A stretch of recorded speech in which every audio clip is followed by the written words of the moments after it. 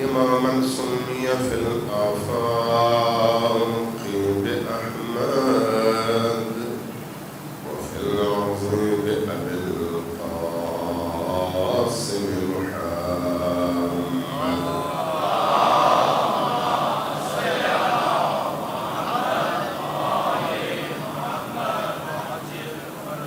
والصلاة والسلام على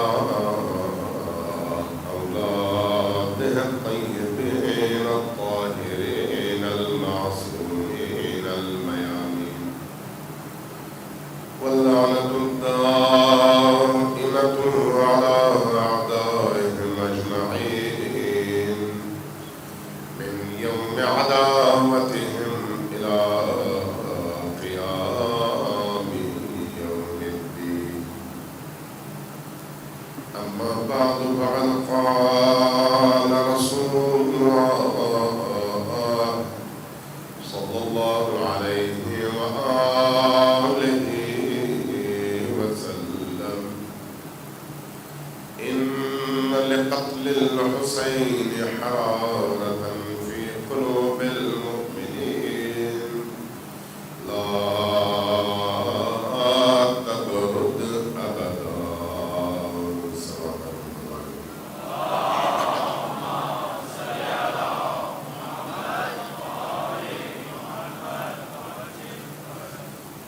آپ کی سروات کی آواز آپ کے اجتماع کے مطابق نہیں ہے. آپ اپنی تھکن یقیناً گھر میں دور کر کے آئے ہیں. یہاں پر جب تک ہے یہ جو 40-45 منٹ 1 گھنٹہ، تو اس میں فریش رہیں اور پورے وجود کے ساتھ اپنے آپ کو آل محمد کی بارگاہ میں حاضر پائیں. اونچی آواز سے معجل فرج ان کے ساتھ سروات نجیب پر محمد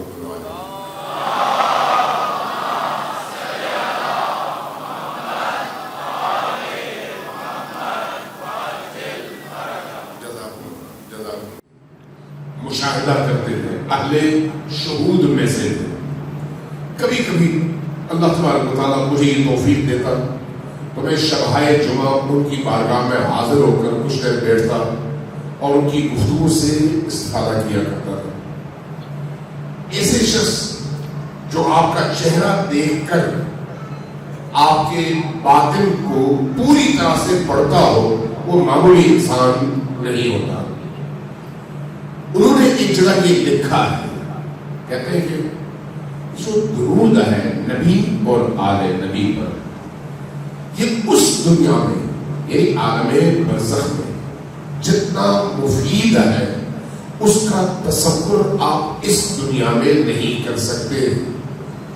کہنے لگے میں نے ایک مرحوم کے حوالے سے ایک دن سوچا چند بار درود پڑھ کر اس مرحوم کی بارگاہ میں ہدیہ کیا. میں نے عالم مشاہدہ میں، عالم معنی میں، عالم باطن میں دیکھا کہ اس شخص کو ایک لمبے عذاب سے نجات دے کر ایک بہترین مقام عطا کیا گیا تھا. جب میں نے اس سے پوچھا کہ تمہیں یہ مقام کیسے عطا ہوا، تو کہا کہ یہ آپ کے اسی درود کی برکت سے عطا ہوا ہے. روایات ہیں، حدیث ہے کہ جب ایک انسان مر جاتا ہے اس دنیا میں چلا جاتا ہے، تو اس دنیا میں جانے کے بعد چاہے جتنا بھی بڑا ولی ہو، جتنا بھی بڑا عالم ہو، جتنا بھی بڑا فقیر ہو، جتنا بھی بڑا پرہیزگار اور باطنی حوالے سے طاہر و مطہر انسان ہو، اس دنیا میں اس کی آرزو ہوتی ہے کہ اس کو صرف ایک دفعہ آل محمد پر درود بھیجنے کی اجازت مل جائے. ایک دفعہ. کیوں؟ جب وہ کہتا ہے خدایا مجھے اجازت دے کہ میں نبی کریم اور ان کی آل پر یہاں پر درود بھیج سکوں، تو جواب آتا ہے کہ یہ عمل کی دنیا نہیں ہے، یہ نتیجے کی دنیا ہے. اگر تم نے درود بھیجنا تھا تو پھر اس دنیا میں جہاں پر تم موجود تھے وہاں پر تم نے ٹائم کیوں ضائع کیا؟ یہاں پر اب پڑھ نہیں سکتے چونکہ عمل کی دنیا نہیں ہے. اس لیے ایک مرحوم یا ایک روح روح کی سب سے بڑی آرزو یہ ہوگی کہ کسی طرح سے وہ ایک درود پڑھ کر اپنے مقام کو اس مقام تک لے جائے جہاں کا تصور بھی ہم یہاں پر رہتے ہوئے کر نہیں سکتے.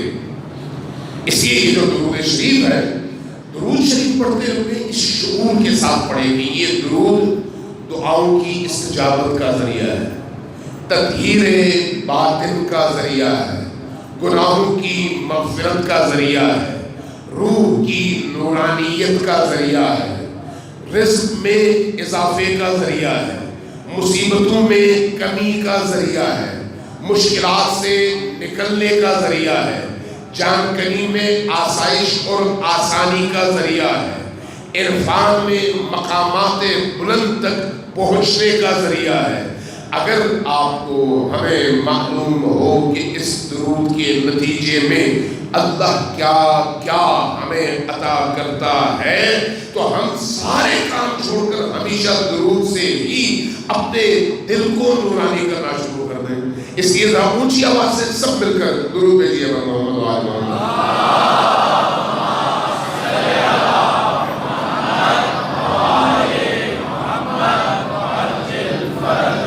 یہ جو درود ہے اس کو گھروں میں بھی بھولیے مت، دکانوں میں بھی بھولیے مت. آپ یہاں پر آتے ہیں نا مجلس کے لیے، جب گھر سے یہاں تک آتے ہیں تو کیا کرتے ہیں؟ یا گاڑی میں ہوں گے آپ، یا موٹر سائیکل پہ ہوں گے، یا آپ قریب ہیں تو پیدل چل کے آ رہے ہوں گے. آپ کا ذہن مختلف قسم کے خیالات میں مصروف ہوگا. یہ جو مصروفیت کا وقت ہے اس کو خالی کر کے اگر آپ اپنے ذہن کو، اپنے لبوں کو اور اپنے دل کو نبی اور آل نبی پر درود بھیجتے ہوئے اس کے الفاظ اور مفاہیم پر مرکوز کر دیں تو وہاں سے یہاں تک آپ کا ہر قدم آپ کو آل محمد کے قریب تر پہنچا دے گا.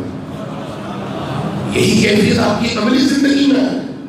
جب آپ اپنے کام پر جاتے ہیں، جب آپ اپنی نوکری کے لیے جاتے ہیں، جب آپ اپنے کسی عزیز سے ملنے کے لیے جاتے ہیں، جب آپ کہیں پر خریداری کے لیے جاتے ہیں، جب آپ کسی بھی کام سے گھر سے نکلتے ہیں تو کوشش کریں وہ جو ٹائم ہے جس میں آپ کے کوئی اور کام نہیں ہے، گاڑی میں بیٹھے ہوئے کوئی آپ نوحہ سن رہے ہوں گے، کوئی مرثیہ سن رہے ہوں گے، کوئی نعت سن رہے ہوں گے، کوئی حمد سن رہے ہوں گے، اگر ان تمام چیزوں کی جگہ درود پر مرکوز کریں اپنے ذہن کو تو آپ بہت کم ٹائم میں محسوس کریں گے کہ آپ پر اللہ تبارک و تعالیٰ کی رحمتوں کے وہ در کھلے ہیں جو اس سے پہلے کبھی نہیں کھلے تھے.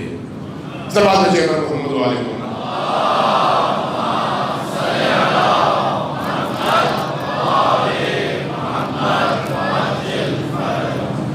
یہ جو عزاداری سید الشہداء ہے، عزاداری سید الشہداء ایک درس گاہ ہے، انسان کی ارتقاء کا ذریعہ ہے، انسان کو کمال تک پہنچانے کا ذریعہ ہے، انسان کو حیوانیت سے نکال کر انسانی اوصاف اور انسانی صفات سے مزین اور آراستہ کرنے کا ذریعہ ہے.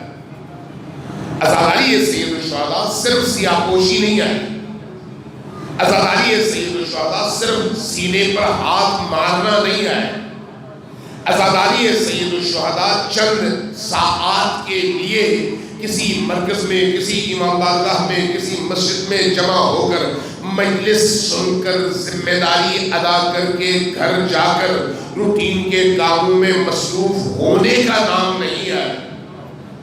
عزاداری سید الشہداء ایک کیفیت ہے، ایک کیفیت، وہ کیفیت جو آپ کی روح میں نور بھر دے، وہ کیفیت جو آپ کے ذہن کو حسینی بنا دے، وہ کیفیت جو آپ کی سوچوں کا محور تبدیل کر کے آپ کو حسین محور بنا دے. یعنی آپ کا اوڑھنا حسین، بچھونا حسین، چلنا حسین، رکنا حسین، کھانا حسین، پینا حسین، جو بھی آپ قدم اٹھاتے ہیں آپ کی زندگی کا محور و مرکز حسین ابن علی بن جائے.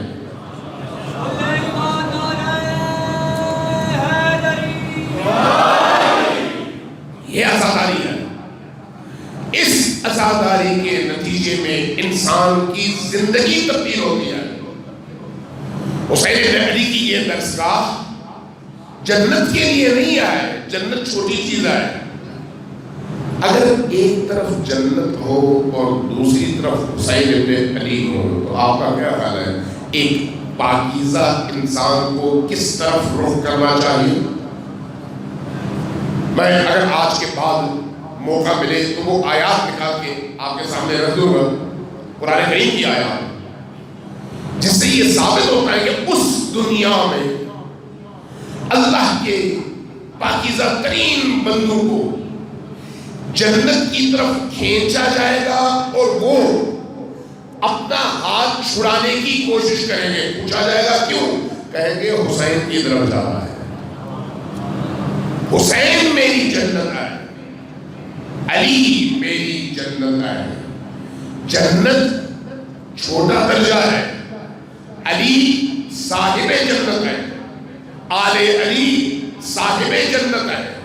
عزاداری سید الشہداء اگر پاکیزگی کے ساتھ انجام پائے تو انسان کو اتنا بلند کر دیتی ہے یہ عزاداری کہ انسان جنت کا شوقی نہیں بنتا بلکہ جنت انسان سے ملنے کے شوق میں تڑپ رہی ہوتی ہے۔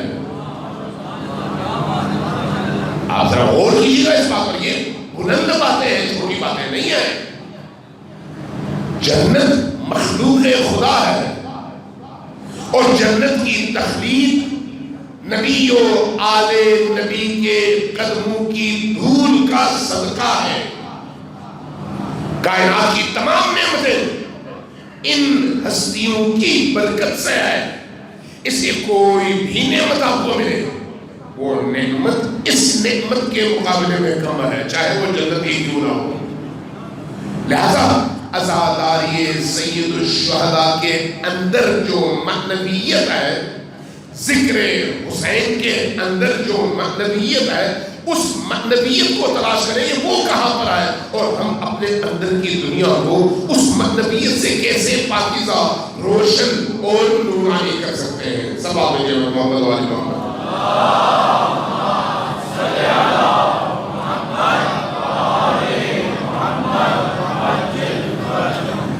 حسین ابن علی آیہ تطہیر کی مصداق ہے۔ ایسا ہے ہم جب پڑھتے ہیں انما یرید اللہ لیذھب عنکم الرجس اہل البیت ویطہرکم تطہیرا، تو اس میں نبی و علی و فاطمہ و حسن و حسین اس آیت کے اولین مسالے ہیں۔ یہ ہستیاں پاکیزہ ہیں، جو ہستیاں پاکیزہ ہوتی ہیں، جو اوقات پاکیزہ ہوتے ہیں، جو مکانات پاکیزہ ہوتے ہیں، جو مقامات پاکیزہ ہوتے ہیں، وہاں تک جانے کے لیے انسان کو بھی پاکیزہ ہونا پڑتا ہے۔ توجہ میں کیا عرض کروں؟ آپ اگر خانہ کعبہ میں جانا چاہیں تو کیا آپ حالت جنابت میں سوچ سکتے ہیں کہ آپ جائیں گے؟ نہیں۔ کیوں؟ اس لیے کہ آپ نجس ہیں، اس وقت پاک نہیں ہیں، مسجد میں داخل ہونا چاہتے ہیں۔ حالت کثافت میں آپ داخل ہو سکتے ہیں؟ نہیں۔ کیوں؟ اس لیے کہ مقام پاکیزہ ہے، اس پاکیزہ مقام تک پہنچنے کے لیے آپ کا پاکیزہ ہونا ضروری ہے۔ تو اس کا مطلب یہ ہے کہ اگر آپ علی و آل علی تک پہنچنا چاہیں تو اس راہ میں بھی چلنے کے لیے ہمیں پاکیزہ ہونا چاہیے۔ اگر پاکیزہ ہوں گے تو ان تک پہنچیں گے، اگر پاکیزہ نہیں ہوں گے تو سنیں گے، نکل جائیں گے، بات ختم ہو جائے گی۔ وہ جو پاکیزگی ہے وہ وہاں سے پھر اس نور کو اپنی طرف جذب کرتی ہے۔ وہ پاکیزگی آپ نے مقناطیس سے کیا، مقناطیس اور لوہے میں نسبت کیا ہے؟ لوہا خام مال ہے، مقناطیس میں قوت ہے، طاقت ہے۔ اس لوہے کے اندر جو صلاحیت ہے وہ کیا ہے؟ وہ اس مقناطیس کی کشش کے ساتھ ہماہنگی ہے، اس کی کشش کے ساتھ ہماہنگی۔ اس لیے بعض دھاتوں کو مقناطیس اپنی طرف نہیں کھینچ پاتی، کیوں نہیں کھینچ پاتی؟ کیا مقناطیس کی طاقت میں کمی ہے؟ نہیں، مقناطیس کی طاقت میں کمی نہیں ہے، اس کی کشش میں کوئی کمی نہیں ہے، وہ جو سامنے والی دھاپ ہے اس کا ظرف نہیں ہے، اس کے اندر وہ صلاحیت نہیں ہے۔ آل محمد اسی مقناطیس کی طرح سے ہے، کربلا اسی مقناطیس کی طرح سے ہے، عزاداری سید الشہداء اسی مقناطیس کی طرح سے ہے۔ جہاں پر پاکیزگی ہوگی اس کو اپنی طرف کھینچیں گے، جہاں پر پاکیزگی نہیں ہوگی وہ آ بھی جائے تو واپس جائے گا ایسے جیسے اس کو کچھ بھی نہ ہوا ہو، کوئی اثر لے کر نہیں جائے گا۔ یہ جو اثر لینا ہے یہ کیا ہے؟ آنسو بہانا نہیں ہے، یہ ذہن میں رکھیں، اثر آنسو بہانا نہیں ہے۔ میں آپ کو واضح واضح مثالیں دیتا ہوں۔ ایک تو بہت اونچی آواز سے سوال دیجیے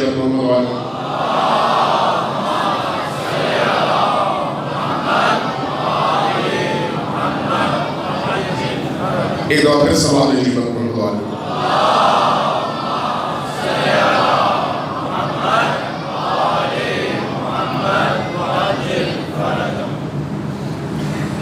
محمد و آل محمد کی تعلیمات اور ان کی جو روحانی کشش ہے اس کو سمجھنے کی ضرورت ہے۔ ایک شخص آیا نبی کریم کی بارگاہ میں، نبی کریم کی بارگاہ میں جتنی دیر بیٹھا اس نے بڑا سرور حاصل کیا، کیف حاصل کی، کچھ دیر گزر گئی، اس کے بعد عرض کیا، وہاں سے نکل گیا، اگلے دن پھر آیا، پھر بیٹھا، کچھ دیر اسی طرح سے اس کیفیت سے گزرا۔ عرض کیا یا رسول اللہ میں اپنے آپ سے ڈر رہا ہوں کہ کیا میں واقعی مومن ہوں یا منافق ہوں۔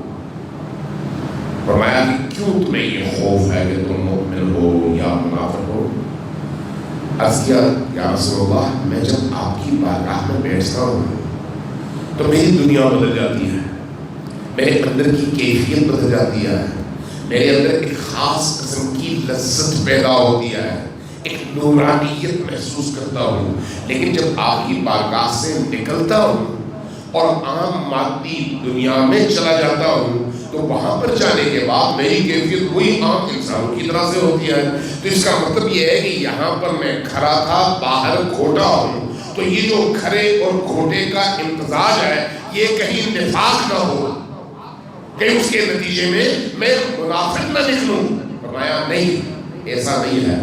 جب تم ہماری محفل میں بیٹھتے ہو، ہماری مجلس میں بیٹھتے ہو تو ہماری نورانیت، ہماری معنویت، ہمارے اندر کے باطن کی کشش تمہیں ہماری طرف کھینچتی ہے اور ہمارے انوار تمہارے قلوب کو متاثر کرتے ہیں، نتیجتاً تمہارے اندر نورانیت پیدا ہوتی ہے۔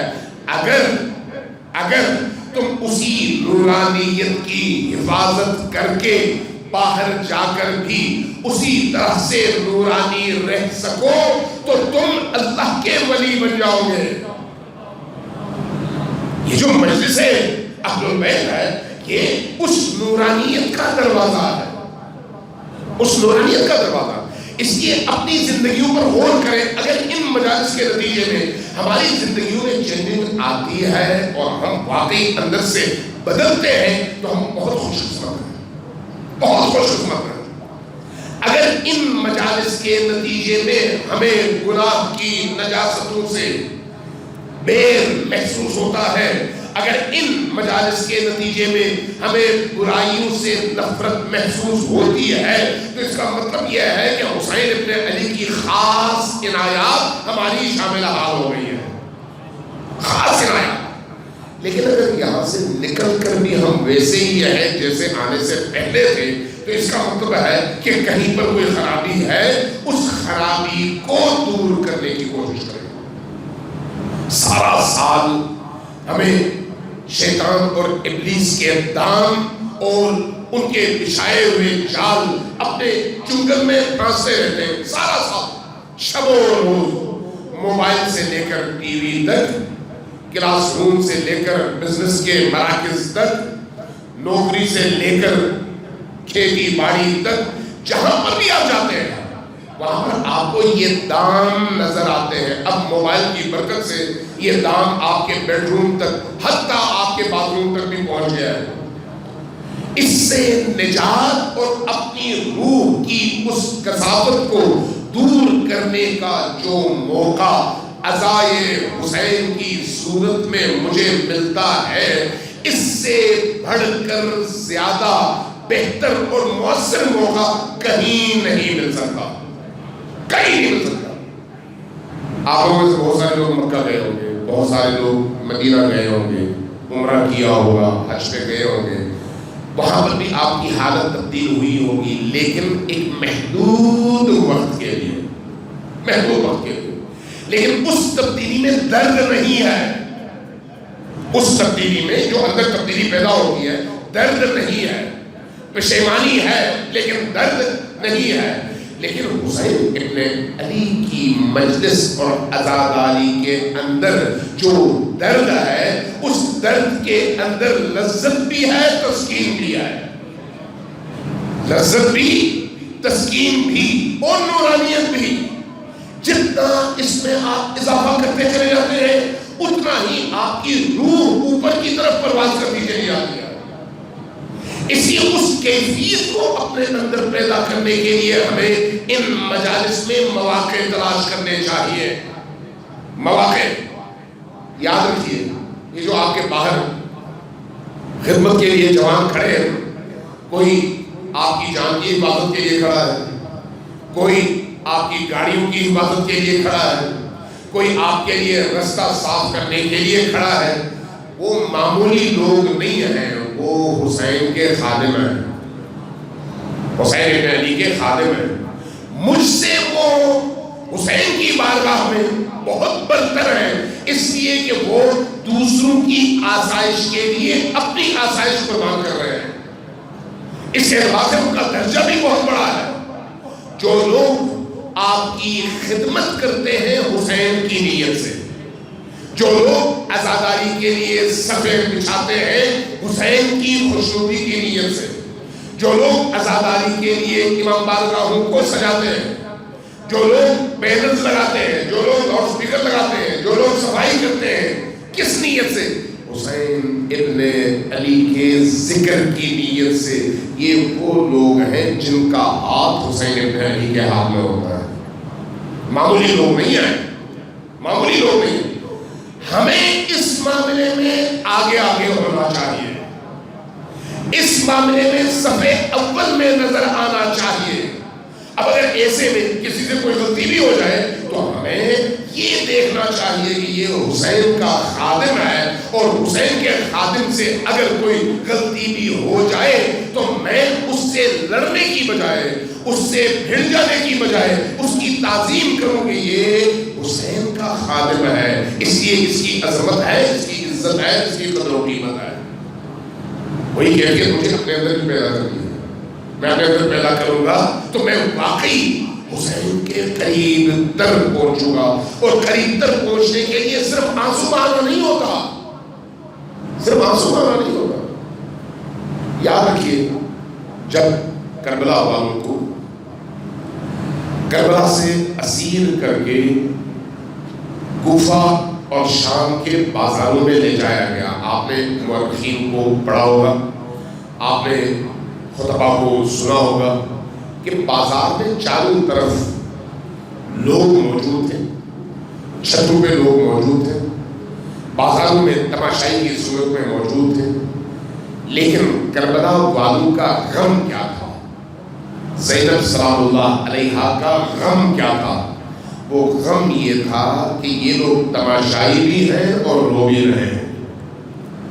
روتے تھے, وہ رونا اور رونا ہے, آپ کا رونا اور رونا ہے. ہر رونا عبادت نہیں ہے.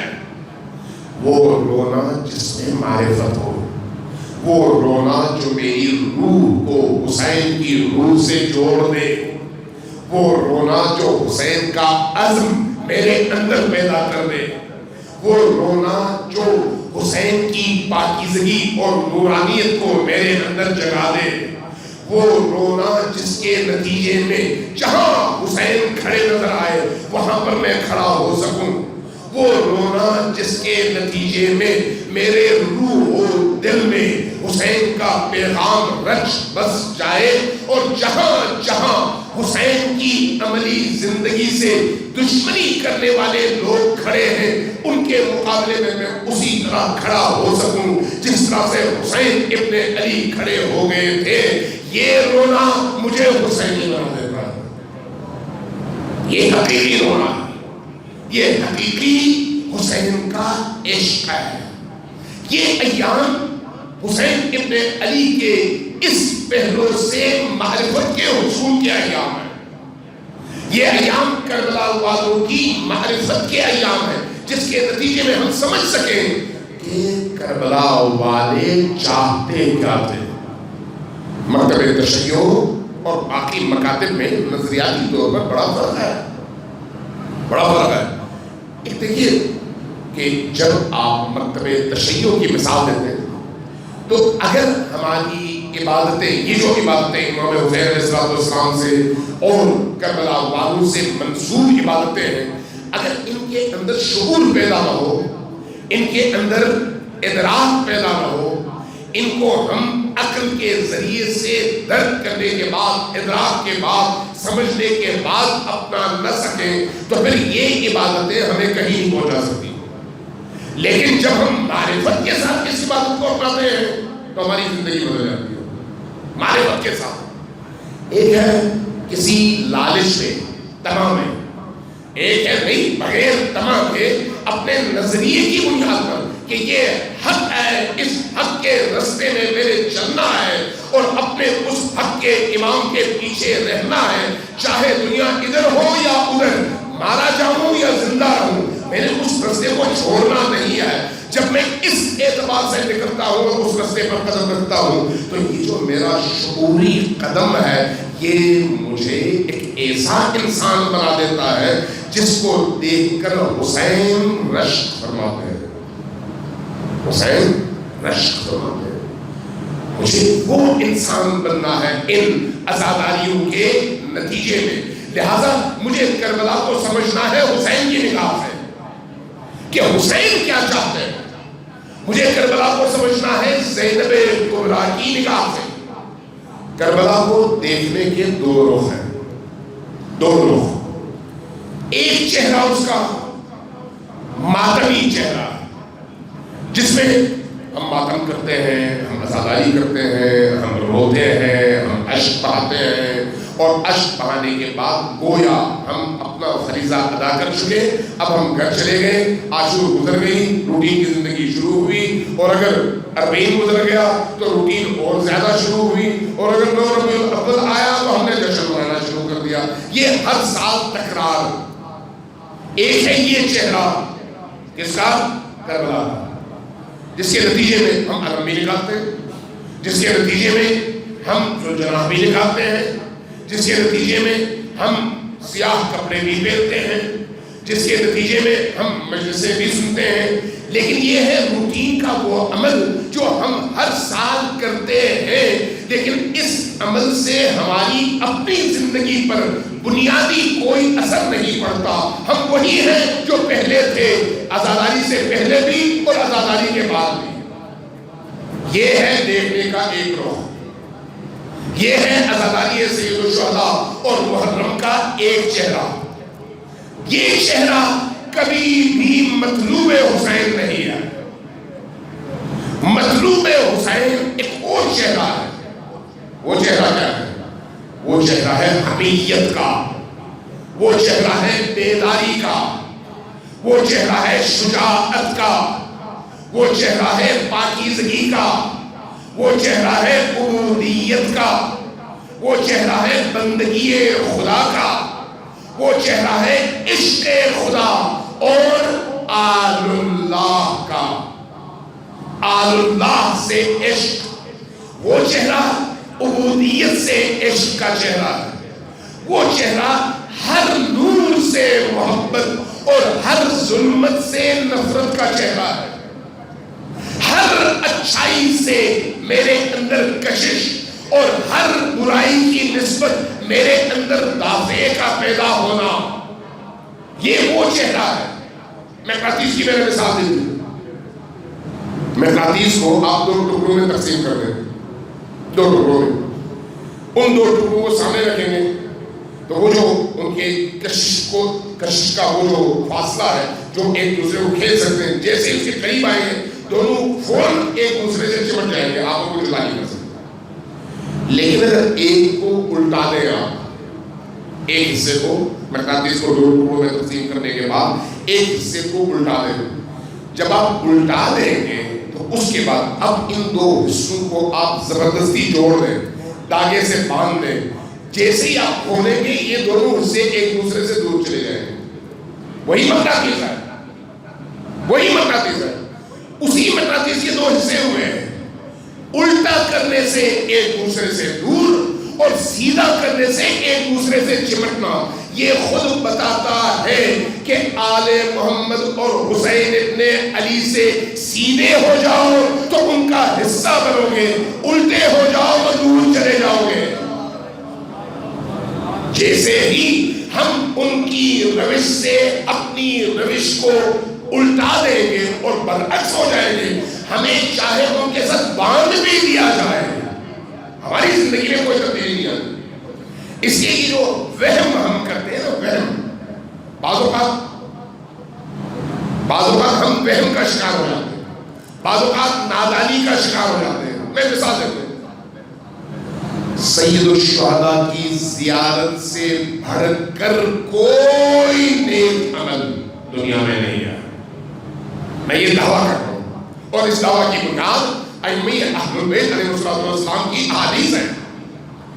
سید الشہداء کی زیارت، کربلا کی زیارت اتنی عظیم عبادت ہے، اتنی عظیم عبادت کہ جب صادق آل محمد سے پوچھا گیا، امام رضا علیہ السلام سے پوچھا گیا، امام موسیٰ بن جعفر علیہ السلام سے پوچھا گیا، امام باقر علیہ السلام سے پوچھا گیا، باقی ائمہ سے پوچھا گیا، خود حسین ابن علی سے پوچھا گیا، تو اس کے نتیجے میں جو جوابات آئے ہیں وہ جوابات آپ کی عقل کو ششدر کر دیتے ہیں۔ عجیب ہے یہ زیارت حسین، عجیب ہے، آگ ہے، شعلہ ہے، انسان کے اندر کی کثافتوں کو جلانے کا ذریعہ، انسان کو بلند ترین مقام تک پہنچانے کا ذریعہ ہے، یہی زیارت۔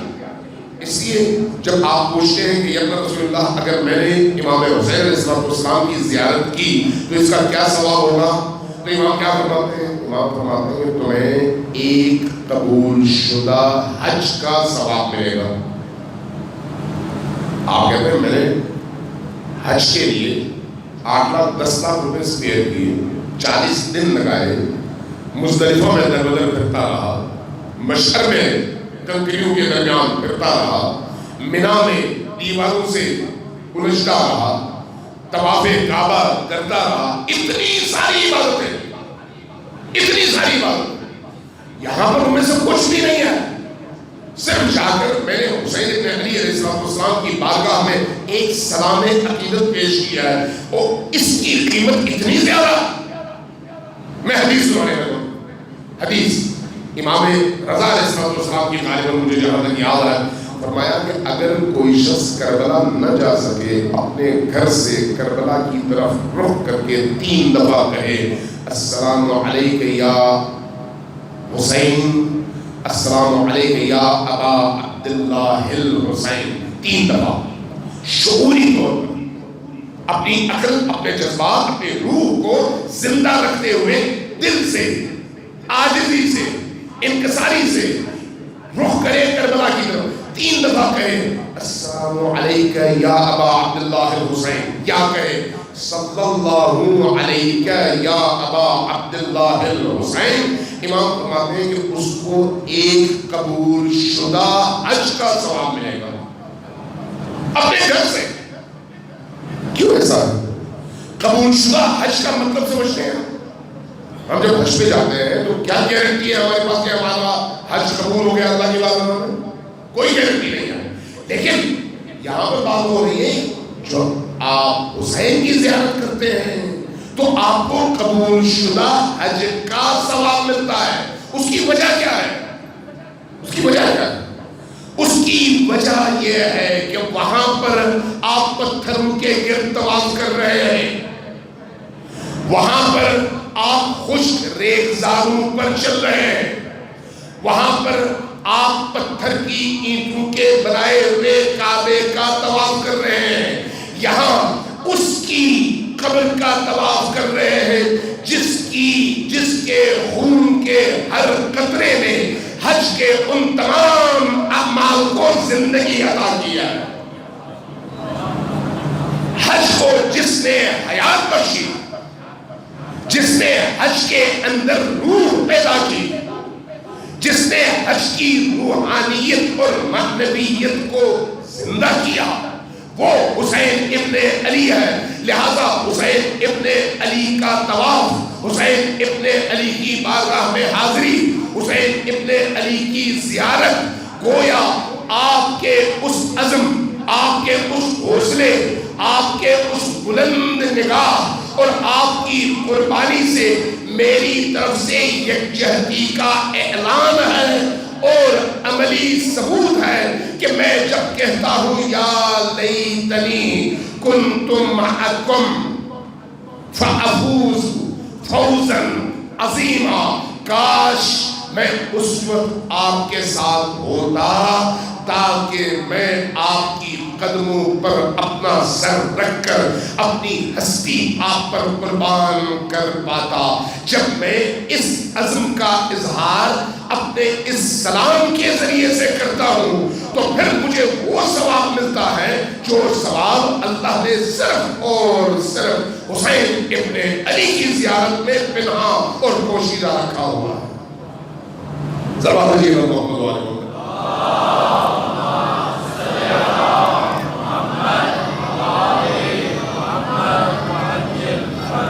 ایک اور پھر ذرا اونچی آواز سے سلام بھیجیے محمد والے.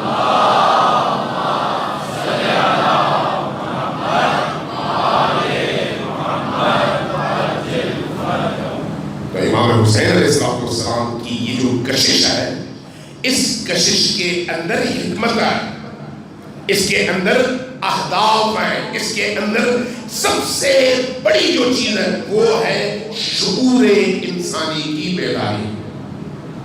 شعور انسانی کی بیداری. امام حسین علیہ السلام کے ساتھ کتنے لوگ تھے؟ 72 جو معروف ہے، 72.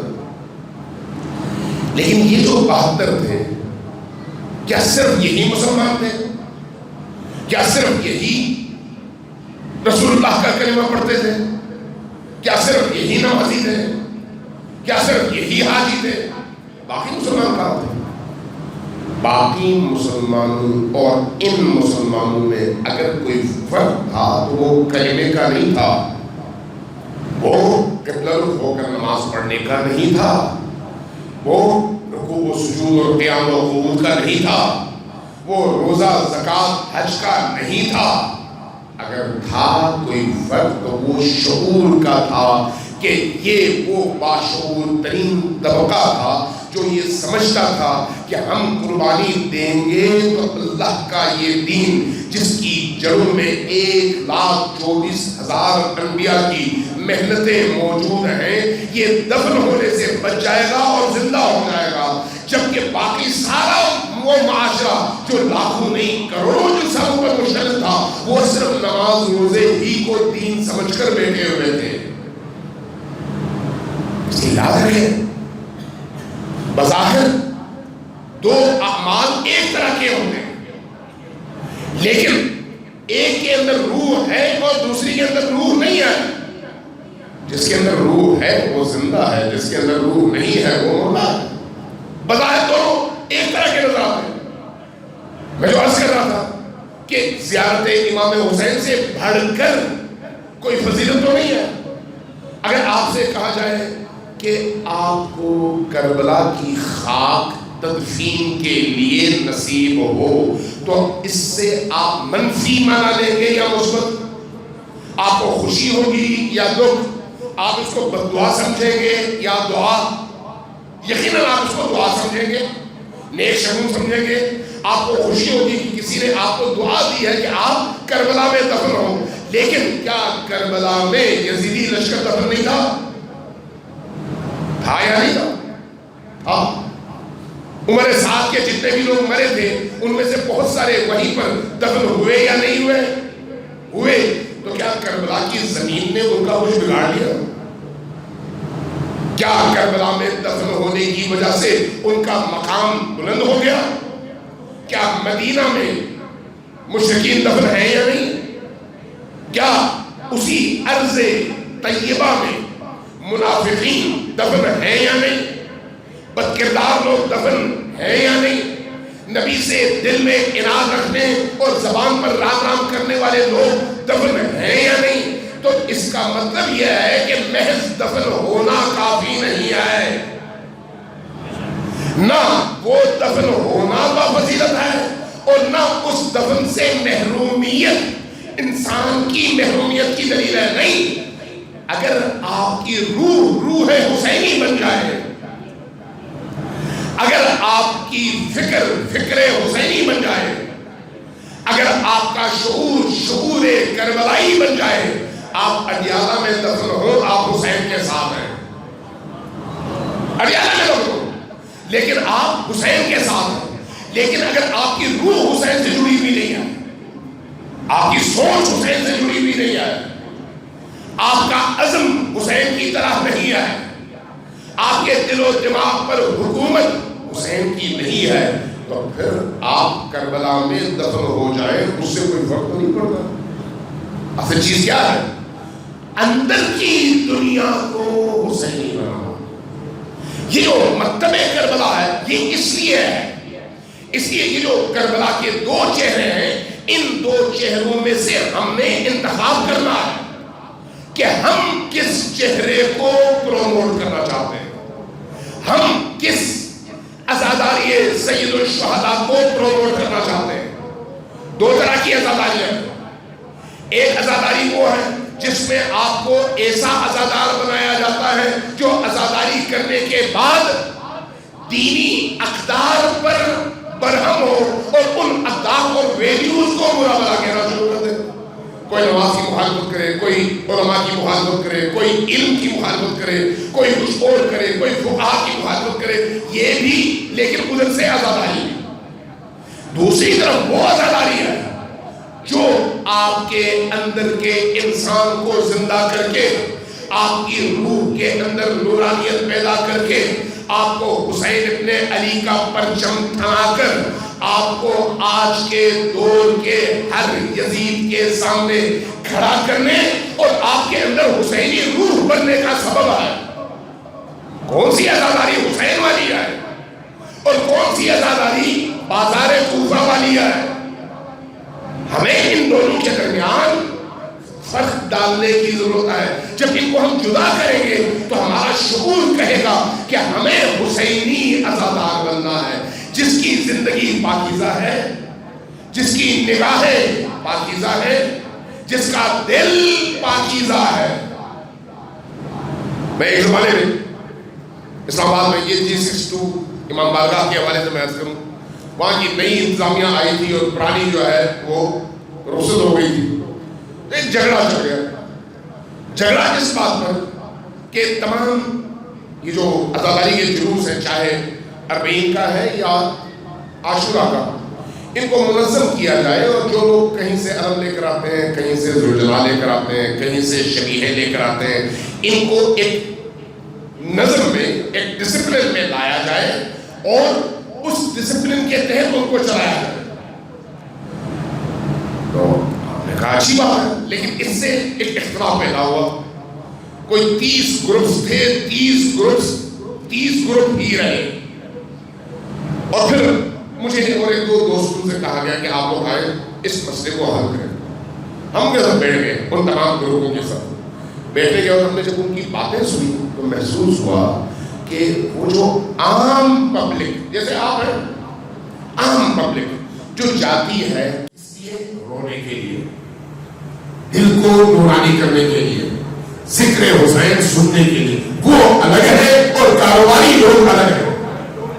جو کاروباری لوگ ہیں وہ ان پاکیزہ جذبات کا استحصال کر کے ایک جہنم کے دن اور ایک ادھر عاشور کے دن صرف اپنی جیبیں بھرتے ہیں اور اس کے بعد اب وہ چکر ہو جاتے ہیں.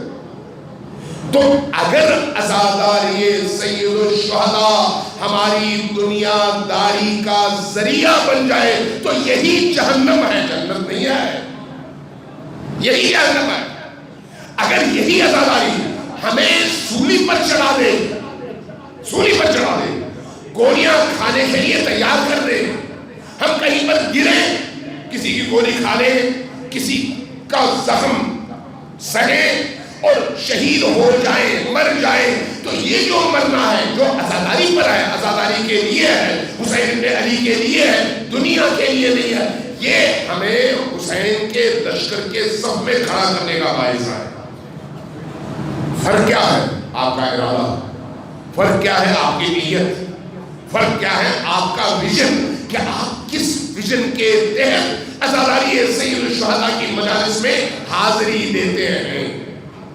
اس لیے جو عزاداری سید الشہداء ہے پانی کی طرح سے ہے، شفاف پانی.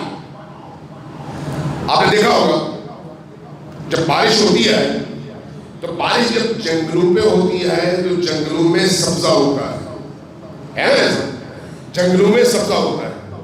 کھیتیوں پر جب بارش ہوتی ہے تو وہ کھیتیاں لہلاتی ہیں. لیکن یہی بارش جب گندگی پر برسے تو وہاں پر کیا ہوتا ہے؟ وہاں پر تعفن، وہاں پر بدبو. سوال یہ ہے کہ قصور بارش کا ہے؟ نہیں، بارش پاکیزہ ہے، اللہ کی رحمت ہے، اللہ کی طرف سے انعام ہے. مسئلہ اس جگہ کا ہے، اگر وہ پاکیزہ ہو تو رحمت واقعی رحمت بن جائے، اور اگر وہ نجس ہو تو باقی انسانوں کے لیے زحمت بن جائے. قرآن بھی اسی طرح سے ہے، دین بھی اسی طرح سے ہے، یہ ممبر بھی اسی طرح سے ہے، عزاداری سید الشہداء بھی اسی طرح سے ہے، خطابت بھی اسی طرح سے ہے، امامت بھی، یہ جو ہم محراب عبادت میں امامت کرتے ہیں، نماز پڑھاتے ہیں وغیرہ وغیرہ، یہ بھی اسی طرح سے ہے. اگر یہ واقعی اللہ کے دین کے لیے ہے تو اس سے بڑھ کر موقع کوئی نہیں ہے جب ہم اوپر کی طرف پرواز کر جائیں. لیکن اگر دنیا کے لیے ہے، اپنی خواہشات کے لیے ہے، اپنی شہرت کے لیے ہے، مال بنانے کے لیے ہے، دوسروں کے جذبات کے استحصال کے لیے ہے، تو پھر یہی چیز ہماری جہنم کے جانے کا اور ہمیں گمراہ کرنے کا باعث ہے، اور بڑی آسانی کے ساتھ ہم جہنم چلے جاتے ہیں. اس لیے یاد رکھیں کہ ہم کس جہت اور کس نیت کے ساتھ رخ کر رہے ہیں عزاداری سید الشہداء کا. ان دو چہروں کو ہمیشہ سامنے رکھیں. ایک یہ روشن چہرہ ہے جو عزاداری سید الشہداء کو نمونہ بنا دیتا ہے تمام عالم انسانیت کے لیے. جب آپ حسین ابن علی پر اشک بہاتے ہیں، آپ کی آنکھوں سے آنسو بہتے ہیں، تو یہ آنسو دنیا کے پاکیزہ ترین آنسو، پاکیزہ ترین آنسو. کب؟ جب آپ کا دل حسین کے لیے تڑپ رہا ہو، جب آپ کا دل حسین کی امنگوں کے لیے تڑپ رہا ہو، جب آپ کا دل حسین کی آرزوں کو پایہ تکمیل تک پہنچانے کے لیے تڑپ رہا ہو، جب آپ کا دل مچل رہا ہو کہ جس طرح حسین یزید کے خلاف نکلے اور تڑپ رہے تھے، میں بھی یزید کے خلاف تڑپ کر نکل سکوں. وہ یزید ہو سکتا ہے میرے اندر چھپا ہو، وہ یزید ہو سکتا ہے میرے دائیں بائیں ہو. یزید صرف یزید ابن معاویہ تو نہیں ہے، ہم سب کے اندر بڑے بڑے فرعون چھپے ہوئے ہیں، بڑے بڑے ابلیس چھپے ہوئے ہیں. ان ابلیسوں اور فرعون کا مقابلہ کیسے ہو سکتا ہے کہ ہم ان کو اپنے آپ سے جدا کریں؟ ذریعہ کیا ہے؟ یہی عزاداری ہے سید الشہداء. یہی عزاداری ہمیں نجات تک پہنچاتی ہے. اس لیے میں جب عزاداری کے حوالے سے اپنے علماء اور افاق اور بزرگوں کے اقوال دیکھتا ہوں تو محسوس ہوتا ہے کہ قرآن پڑھنے سے زیادہ توجہ میں کیا کہہ رہا ہوں. قرآن پڑھنا عبادت ہے یا نہیں؟ عبادت ہے. کوئی شک ہے اس لیے احادیث میں کہا گیا ہے کہ روز کم از کم 50 آیتیں پڑھ لو. جب ایک شخص امام رضا علیہ السلام کی بارگاہ میں حاضر ہوا اور عرض کیا کہ یا ابن رسول اللہ، میں قرآن پڑھوں یا دعا کروں؟ میں ایک کام کر سکتا ہوں، دوسرا نہیں کر سکتا. فرمایا دعا کرو. کہا قرآن چھوڑ دوں؟ فرمایا ہاں قرآن چھوڑ دوں. کہا کیوں؟ کہا کہ خود قرآن نے کہا ہے قل ما یعبأ بکم ربی لولا دعاؤکم، اگر تمہاری دعائیں نہ ہوں تو اللہ تمہاری طرف رخ بھی نہ کرے. تمہاری دعا اللہ کو تمہاری طرف رخ کرنے پر مجبور کرتی ہے. یعنی اللہ کی بارگاہ میں جب تم اپنی پوری ہستی کے ساتھ پیش ہوتے ہو تو اللہ کی رحمتوں کی بارش ہوتی ہے. اس لیے یہ دعا الفاظ نہیں ہے، دعا تمہاری باطن کی کیفیت ہے. اسی طرح یہ عزاداری ہے سید الشہداء. عزاداری سید الشہداء ہمارے اندر کی حسین کے حوالے سے، حسین ابن علی کے حوالے سے، اولاد حسین کے حوالے سے عشق کا اظہار ہے. اس سے بڑھ کر معرفتی عبادت اور کوئی نہیں ہے، اور کوئی نہیں ہے. جب آپ اس شعور کے ساتھ، اس ادراک کے ساتھ، اس عشق کے ساتھ یہ عبادت کرتے ہیں تو یہ عبادت آپ کی روح کو اتنی نورانی کر دیتی ہے کہ اس کے بعد آپ کی دنیا بدل جاتی ہے، دنیا مکمل طور پر بدل جاتی ہے. میں ختم کرتا ہوں مختصر چند جملے مسائل کے پڑھ کے، لیکن یہ یاد رکھیے جب ان مجالس میں آئے، میں نے پہلے بھی عرض کیا تھا کہ ان مجالس کے حوالے سے اپنے آپ کو پہلے آمادہ کر کے آئیں. آمادہ کر کے جو انسان دن بھر ہنستا رہے وہ حسین پر رو نہیں سکتا. جو انسان مختلف چیزوں میں اپنے ذہن کو مصروف اور مشغول رکھے، مرتکز نہ ہو حسین ابن علی پر، اس کا دل تڑپتا نہیں ہے، اس کے دل میں درد پیدا نہیں ہوتا. اس لیے جب حسین کی عزاداری کا رخ کرے تو پاکیزہ ہو کر رخ کرے، پاکیزہ ہو کر، پاکیزہ لباس پہن کر رخ کرے، وضو کر کے رخ کرے، ایک ایک قدم اٹھاتے ہوئے درود کے ذریعے سے اور حسین ابن علی کی بارگاہ میں سلام بھیجتے ہوئے رخ کریں. یہ جو آپ کی کیفیت ہوگی یہ آپ کو آمادہ کرے گی ذکر حسین اور مجلس حسین کی برکتوں اور نورانیت کو جذب کرنے کے لیے. یہ عبادت ہے، یہ صرف مجمع نہیں ہے، یہ صرف رونے کا ایک ذریعہ نہیں ہے کہ ہم اپنے دنیا کے دکھوں کا اظہار یہاں پر رو کر کریں. نہیں، حسین پر رونا یعنی حسین کے اہداف تک پہنچنے کا ذریعہ اور سیڑھی، حسین کے ان بلند اور عظیم مقاصد تک پہنچنے کا ذریعہ یہ گریہ ہے. لہذا اس گریے کو سرمایہ سمجھیں. جب آپ اس کو سرمایہ سمجھ کر آگے بڑھیں گے تو یقین جانیے آپ کی دنیا بدل جائے گی. ایک دفعہ پھر سلوات بھیجیے گا محمد و آل محمد.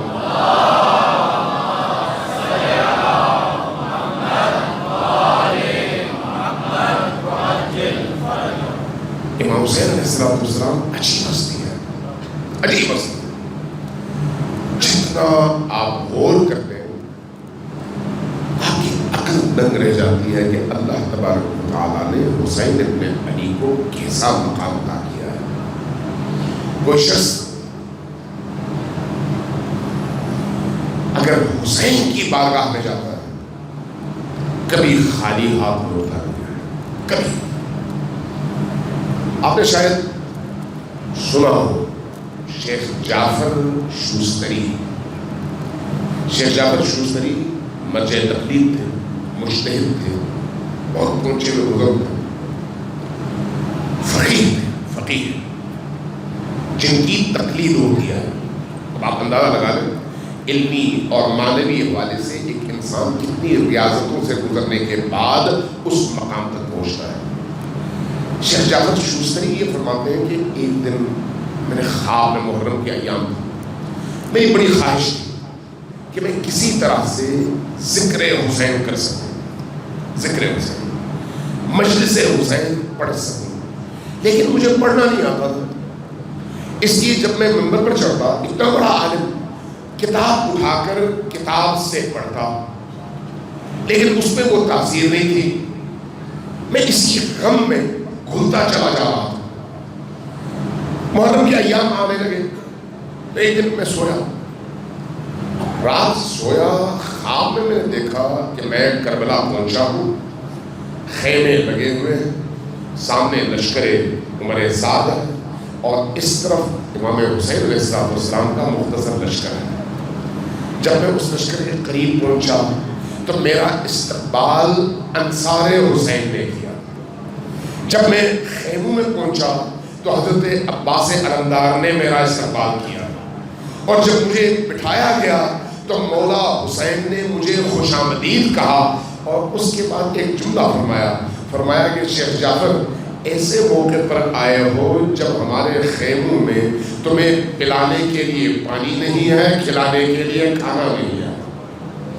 کہتے جب میں نے یہ سنا تو میرا دل بڑا تڑپا. اس کے بعد فرمایا لیکن صبر کرو، کچھ ستو پڑا ہوا ہے، وہ ستو تیار کر کے تمہیں ہم کھلاتے ہیں، اس لیے کہ ہمارے در سے کوئی بھوکا نہیں جاتا. کہتے میں نے دیکھا ستو بن کے آیا، مجھے مولا حسین نے ایک چمچ ستو کا میرے منہ میں رکھا، میں نے وہ کھا لیا، نگل لیا، میری آنکھ کھل گئی. اس کے بعد شیخ جعفر شوستری کو اللہ تبارک و تعالیٰ نے وہ مقام عطا کیا اس ایک چمچ ستو کھانے کے بعد کہ اب وہ جب منبر پر چڑھتے تھے تو ان کی زبان سے کربلا کے حوالے سے، واقعات کربلا کے اسرار و رموز کے حوالے سے، نکات کے حوالے سے، باطنی نکات کے حوالے سے، عرفانی نکات کے حوالے سے، ملکوتی نکات کے حوالے سے ایسی باتیں نکلتی وہ خود پریشان ہو جاتی. یہ باتیں آ کہاں سے رہی ہیں، آ کہاں سے رہی. اب شیخ جعفر کہتے ہیں ایک دن پھر میں نے خواب دیکھا. خواب میں نے دیکھا قیامت ہے اور قیامت کے نتیجے میں میں عالم محشر میں ہوں اور جنت کے مختلف دروازے. ایک دروازے پر لکھا ہوا ہے باب القرآن، ایک دروازے پر لکھا ہوا باب الزکات، ایک دروازے پر لکھا ہوا ہے باب الصوم، ایک پر لکھا ہوا ہے باب الحج، ایک پر لکھا ہوا ہے باب الفقہاء والمجتہدین، ایک دروازے پر لکھا ہوا ہے باب الحسین.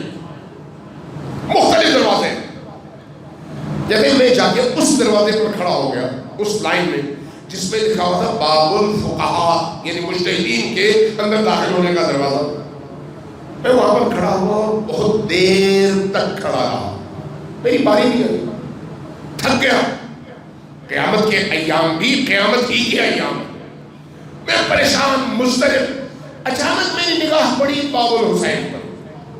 میں نے دیکھا باب الحسین میں جو آتا ہے وہ فوراً اندر چلا جاتا ہے اور وہاں پر رکنے کو اس کو دیتا ہی نہیں ہے. میں نے ادھر سے یہ لائن چھوڑ دی، اپنے سر سے امامہ اتارا، بغل میں دبایا اور اس لائن میں جا کے کھڑا ہو گیا جو باب الحسین کی لائن تھی. کچھ ہی لمحوں میں میری باری آ گئی. کہتے ہیں میں جنت کے دروازے پر پہنچا. جب پہنچا تو میں نے دیکھا مولا حسین کھڑے ہیں، ساتھ میں حضرت عباس کھڑے ہیں. جب مجھے آپ نے دیکھا تو مجھے فرمایا شیخ جعفر تم فقیہ ہو، تم مجتہد ہو، یہ دروازہ ان کے لیے ہے جو میرا ذکر کرتے تھے اور میرا ذکر سنتے تھے. تم فقیہ تھے، تم اس دروازے پر جاؤ. میں نے عرض کیا مولا میں جہاں پر فقیہ اور مجتہد تھا وہیں پر آپ کا ذاکر بھی ہوں، آپ کے ذکر کو سنتا بھی ہوں اور سناتا بھی ہوں لوگوں کو، اس لیے کہ یہ دولت بھی آپ ہی کی عطا کی ہوئی ہے. جب میں نے یہ عرض کیا تو حسین ابن علی نے حضرت عباس سے کہا کہ عباس ان کو بھی اسی دروازے سے آنے کی اجازت دو. میں داخل ہو گیا. ادھر جب میں نے دیکھا تو جتنے لوگ کھڑے تھے ابھی ان میں سے ایک کی بھی باری نہیں آئی تھی اور اسی طرح سے سخت سوال اور جواب ان سے ہو رہے تھے. یہ جو باب الحسین ہے یہ بہت ہی وسیع دروازہ ہے، بہت ہی وسیع دروازہ. اس دروازے پر جو آتا ہے وہ خالی ہاتھ نہیں لوٹتا. اس دروازے پر جو آتا ہے اگر اخلاص کے ساتھ آتا ہے، حسین کے عشق کے ساتھ آتا ہے تو حسین کی نگاہوں میں اس کی بڑی قیمت ہے، بڑی قیمت ہے. بہت قیمت ہے. یہ صرف حسین کی نگاہ میں نہیں ہے, علی ابن ابی طالب کی نگاہ میں اس کی قیمت ہے. اس کی قیمت حضرت زہرا سلام اللہ علیہا کی نگاہ میں ہے. میں کل اگر موقع ملا اس حوالے سے ایک واقعہ نقل کروں گا, بہت ہی عجیب و غریب واقعہ ہے.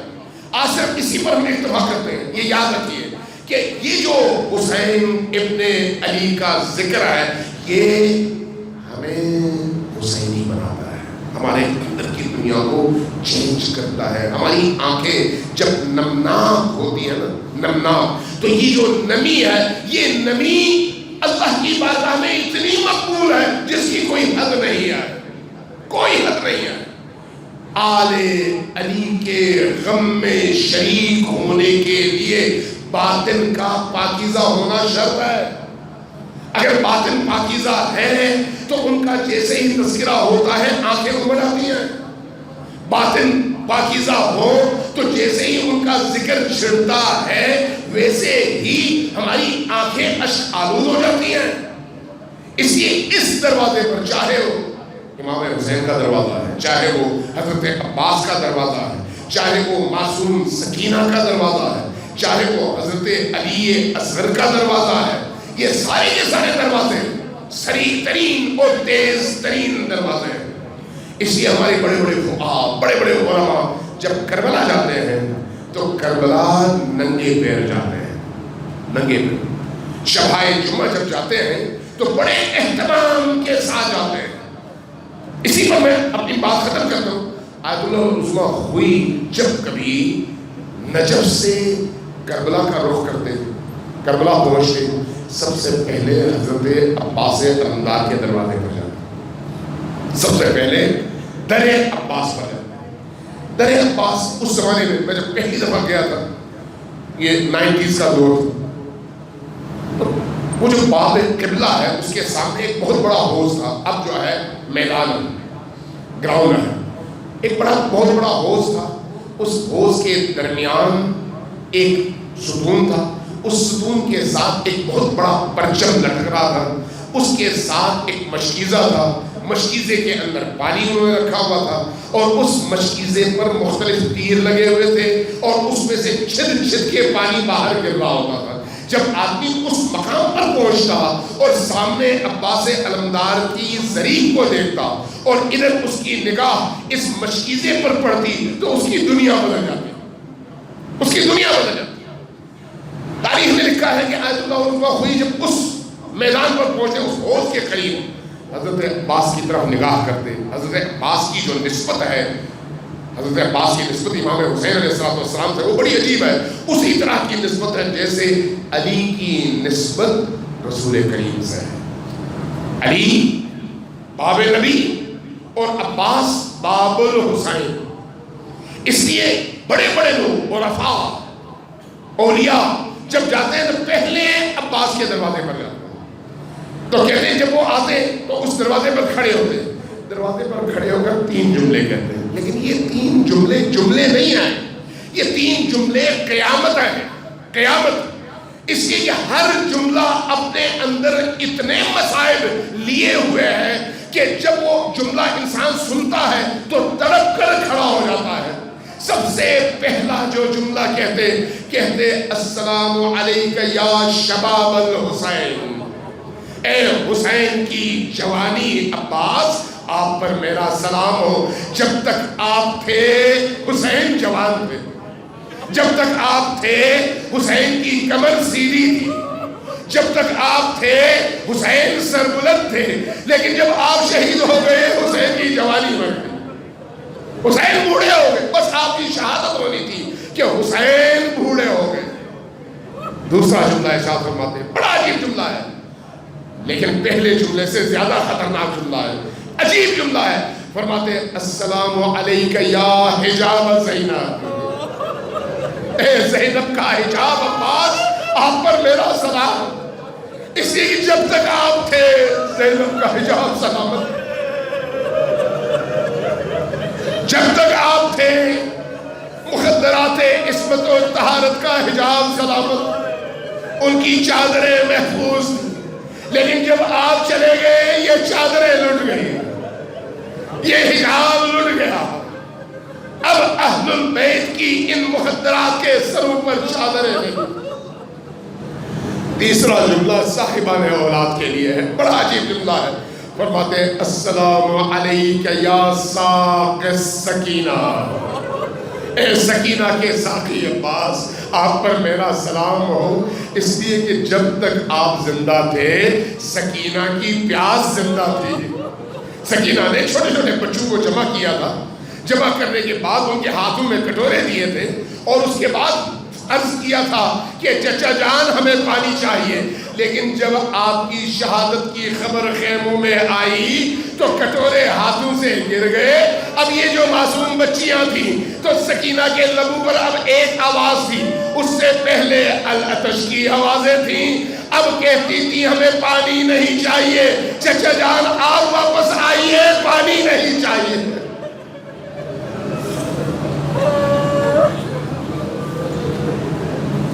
اِنَّا لِلَّهِ وَإِنَّا إِلَيْهِ رَاجِعُونَ وَسَيَعْلَمُ الَّذِينَ ظَلَمُوا أَيَّ مُنقَلِبٍ يَنقَلِبُونَ